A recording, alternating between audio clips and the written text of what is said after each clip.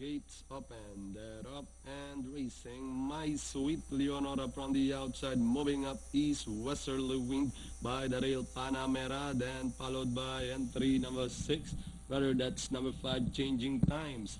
Heading towards the 1,000-meter mark, westerly wind Panamera, and on the outside, My Sweet Leonora running in fourth, East Changing Times, followed now by Cookie's Lady.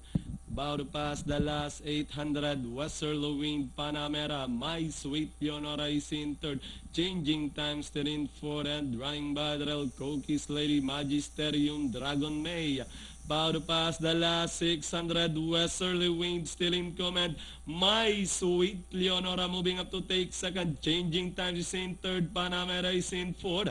As they turn to the last 450, westerly wind still in front, My Sweet Leonora moving up now on the outside, Changing Times, Dragon May is on the outside with the last 200 meters more to run. Now we have My Sweet Leonora from the outside, westerly wind is by the rail. We have My Sweet Leonora, westerly wind is by the rail.